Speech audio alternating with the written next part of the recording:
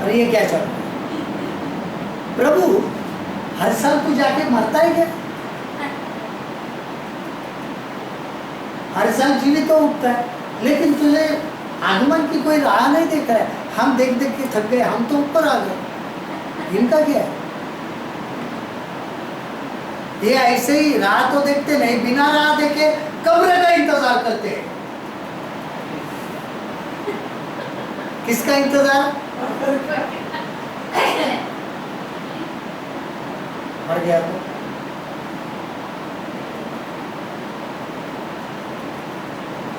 प्रभु यीशु मसीह आ गया, मर गया तो गाड़ेंगे ना, क्यों चिंता करते? लेकिन मरने से पहले भी तो ये चाहिए ना कि मैं वो आने के बाद मुझे भी उठाया जाएगा। देखिए दानिएल का 12 अध्याय,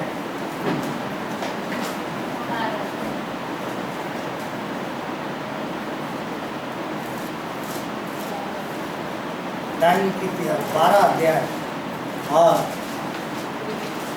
दूसरा और तीसरा पद में देखता हूँ।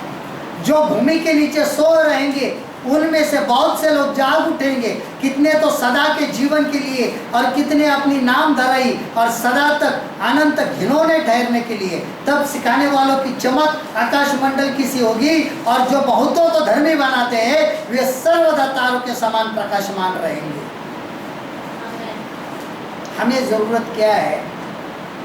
लोगों को सावधान करो, वो आने वाला है, ये सिखाओ। जब ये सिखाओगे, उनका मन फिराओगे, तब तुम भी तारों के समान चमकोगे।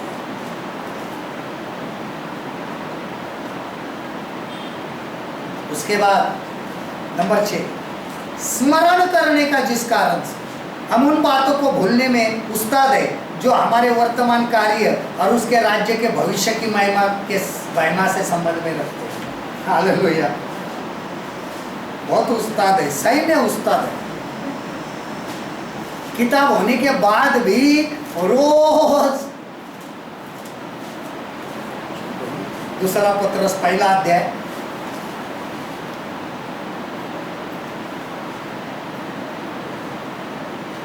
बारह कलाम। इसलिए यद्यपि तुम ये बातें जानते हो और जो सत्य वचन तुम्हें मिला है उसमें बने रहते हो, तो भी तुम्हें इन बातों की सुधि दिलाने को सर्वदा तैयार रहूंगा। ध्यान देना पड़ता है भाई, वो आने वाला है। ध्यान रहता है। 12 से 19 पढ़ोगे ना तो समझ जाओगे, 12 से लेके 19 वचन तक पढ़ना। इसलिए मैं तुम्हें यह बात याद दिलाने को हमेशा मुस्तैद रहूंगा, अगरचे तुम इनसे वाकिफ और उस हक बात पर कायम हो जो तुम्हें हासिल याद दिलाना पड़ती है। अरे भाई वो आने वाला है, वो आने वाला है। आज तो खत्म हो गया, आज तो हो गया, पुनरुत्थान हो गया। अब क्या? अभी दिसंबर की तैयारी शुरू। दिसंबर खत्म हो गया, फिर बलिदान की तैयारी शुरू। बलिदान की तैयारी हो गई, फिर पुनरुत्थान आ गया फिर से। मैं शीघ्र आने वाला। ये जो बाकी का है, ये चौथा, ये 3 से महत्वपूर्ण है।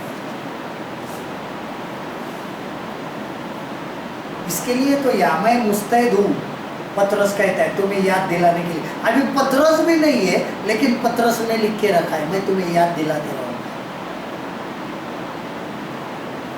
इसके लिए यीशु मसीह ने पवित्र आत्मा भेजा, वो तुम्हें स्मरण दिलाएगा। वो आएगा और वो तुम्हें जो कुछ भी मैंने तुम्हें सिखाया है उसका स्मरण। हमें सिर्फ पवित्र आत्मा चाहिए भूत निकालने को,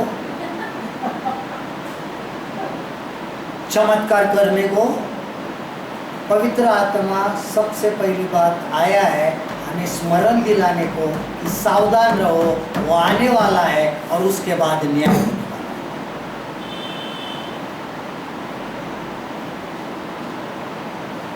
पवित्र आत्मा के पास ये बातों के पास किसको ध्यान नहीं?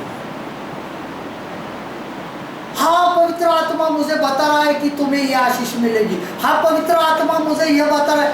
अरे ये आशीष मिलते मिलते इधर ही रह रहे, आने की बात तो कोई जोता नहीं। हाँ, पवित्र आत्मा ने तुम्हें बताया, फिर बात किस बात की जोर है मालूम है? पवित्र आत्मा ने जो कहा है ना आशीष देगा, उसकी बात जोर है, आने वाले मसीह की नहीं है।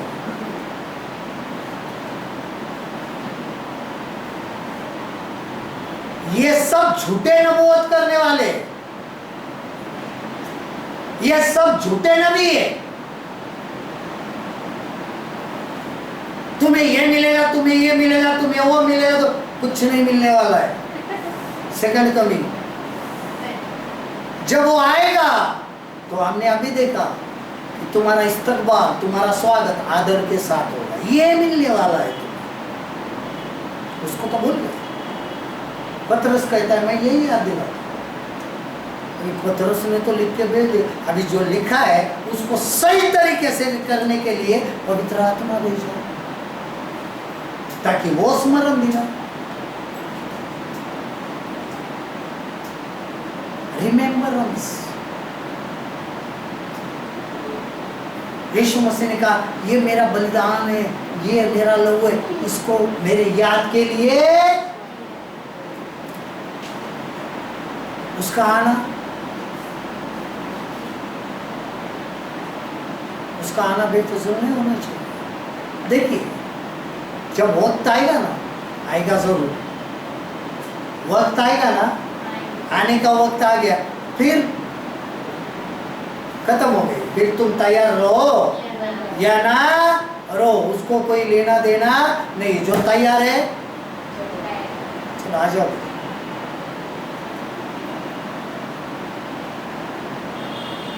वही लोग तुरई की आवाज सुनेंगे जो तैयार है, वही लोग तुरई की आवाज सुन सकते हैं जो तैयार है।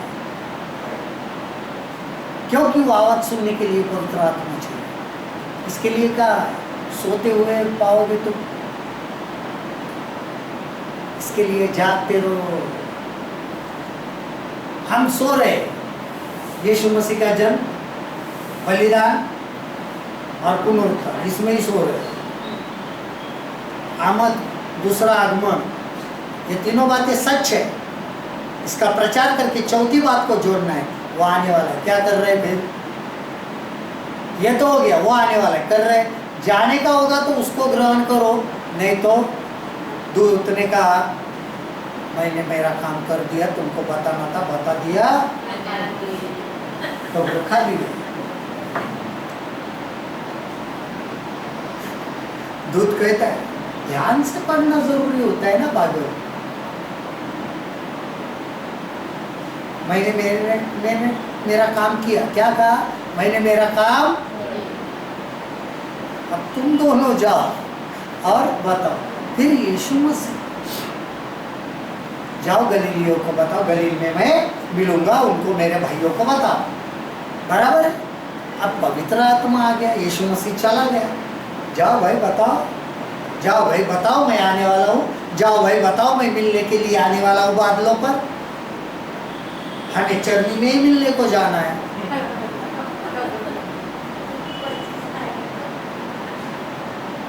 हमें हर साल वही मिलने को जाना, हमें कब्र में ही मिलने को जाना है। हमें मिलने को जाना कहाँ पे? हवा में हम उनसे मिलेंगे और हमेशा के लिए उनके साथ बने रहेंगे। हम कहाँ मिलने को जाते हैं? उन्होंने वहां जाना बंद किया। चेले कभी कब्र के पास, लेकिन हम हर साल, और हर साल प्रभु उठला है, घरों घर उठला है। कोई कोई लोग तो कहते प्रभू उठला, मला दिसलाय। दिसला तर असा काय तू? दिख गया है ना। उसके बाद क्या हुआ? जिनको दिखा उन्होंने तो मान लिया वो आने वाला है। और आखिरी बात, निर्दोष होने का, जिस कारण से नए स्वर्ग और नई पृथ्वी के धार्मिक चरित्र को हमारे ऊपर इतना प्रभाव डालना चाहिए जिससे हम अपने चरित्र में उनके समान बन जाए। The wherefore of blamelessness. देखिए दूसरा पत्रस 3 अध्याय और 14 पद, 2 पीटर चैप्टर 3 वर्स 14, दूसरा पत्रस का आम कब 3 बाब का 14 कलाम हम देखते हैं। इसलिए हे प्रियो, जब तक कि तुम इन बातों की आस देखते हो तो यत्न करो कि तुम शांति से उसके सामने निष्कलंक और निर्दोष ठहरो।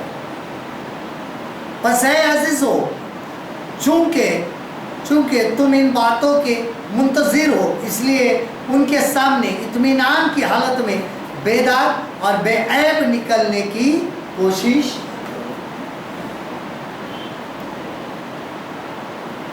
नए स्वर्ग और नई पृथ्वी के धार्मिक चरित्र,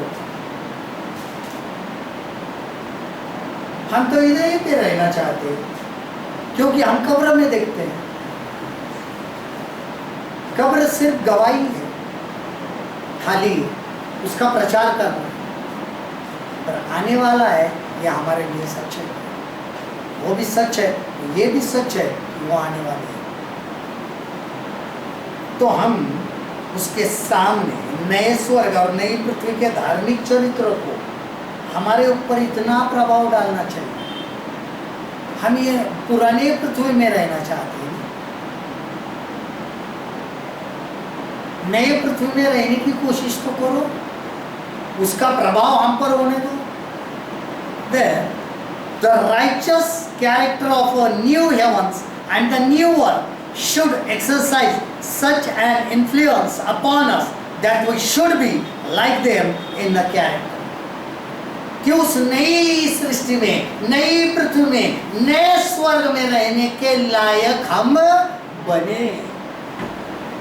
पुरानी पृथ्वी में यीशु मसीह की खाली कब्र है, लेकिन आने वाली पृथ्वी में कब्र नहीं होगी। आने वाली पृथ्वी में यीशु मसीह की कब्र नहीं होगी।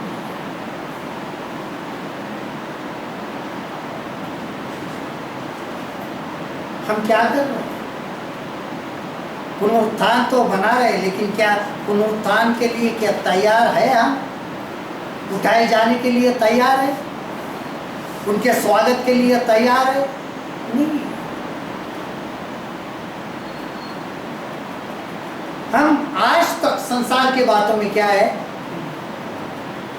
सीधा कहा है, देखो मैं शीघ्र आने वाला। आखिरी वचन ये नहीं कहा है कि जाकर तुम, मैं आने वाला। हे गलीलियो, हे गलील के पुरुषों, जिस प्रकार वो जाते हुए दिखाई दे रहा है उसी प्रकार होती है।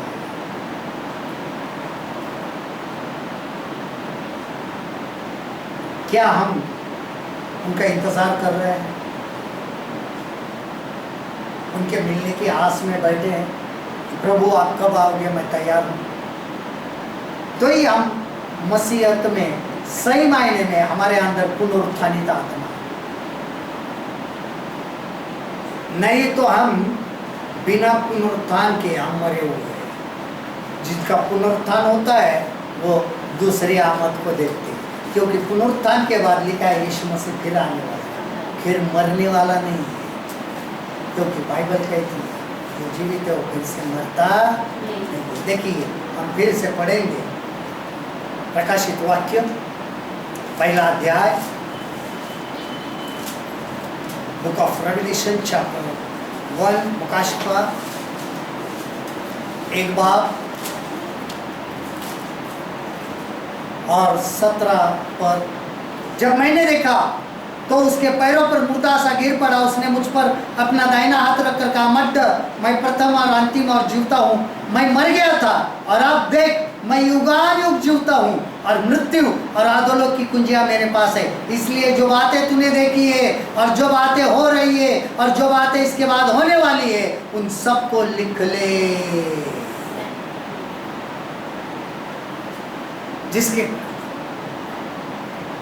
जब मैंने उसे देखा तो उसके पाँव में मुर्दा सा गिर पड़ा और उसने यह कहकर मुझे अपना दाहिना हाथ रखा और खौफ न कर, मैं अव्वल और आखिर और जिंदा हूँ। मैं मर गया था और देख अब्दुल अबाद जिंदा रहूंगा और मौत और आलम अरवाह की कुंजियाँ मेरे पास है। बस जो बातें तूने देखी और जो है और जो उनके बाद होने वाली है उन सबको लिख ले। हमेशा के लिए मैं क्या हूँ? जीवता हूँ। क्यों मारूं मैं उसको? मर गया था, उसका प्रचार हो रहा है, लेकिन आने वाला है उसका प्रचार नहीं हो रहा है। हालांकि प्रचार ये है वो आने वाले हैं।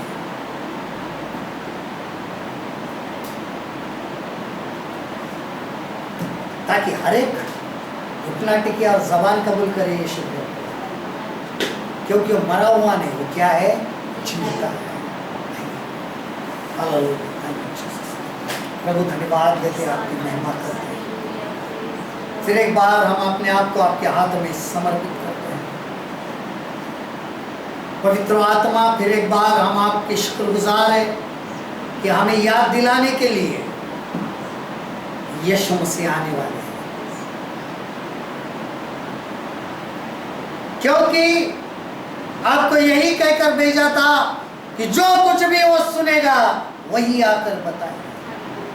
वही आप बताते हैं कि जो खुदावन पाक पिता बाप और बेटा कहते हैं कि मेरा बेटा जल्दी आने वाला है, और बेटा कहता है कि मैं दुल्हन लेने के लिए आने वाला हूं, वही आप आकर कहते हैं। हम सब सुने, क्योंकि कलाम कहता है, आप तुम्हारे कलीसिया से क्या कहता है? जिसके कान है वो सुने। यीशु कहता है कि मैं शीघ्र आने वाला हूं। हाँ प्रभु, जो आपकी दूसरी आमद है, हम इंतजार करें और तैयार हो जाए, ताकि हम यहां पर रहना चाहें। खुदावा, आज हम इल्तिमास करते हैं आपके रूह के द्वारा हमें इंतजार करना सिखाएं। हम आपके उठाए साथ में उठाए जाने के काबिल बने, हमारी रूह तब्दील हो जाए आपके रूह में, हमारा बदन यीशु आपके बदन में तब्दील हो, हमारा लहू आपके लहू में तब्दील हो, और जब आप आए तो हम उठाए जाए। दबाव हर एक के ऊपर आज आपकी रूह का मस्सा उतरने दीजिए।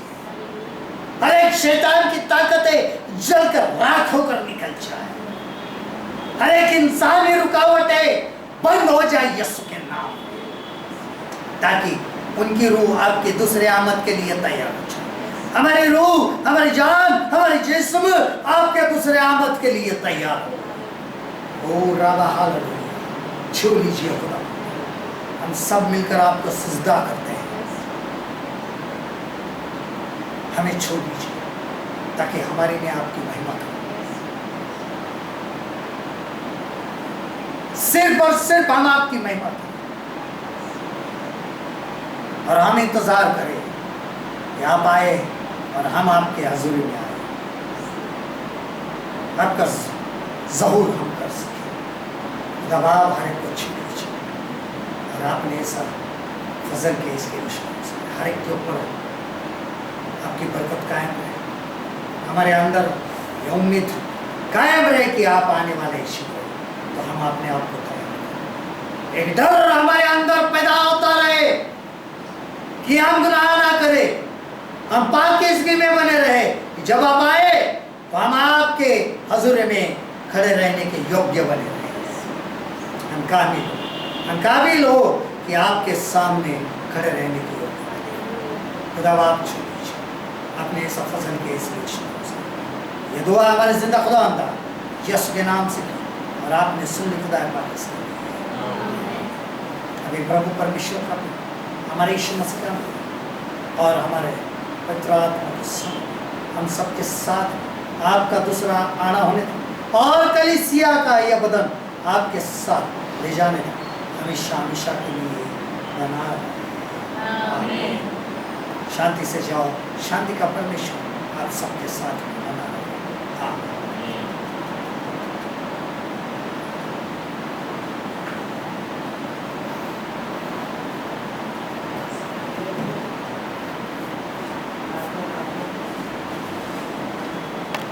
शुक्र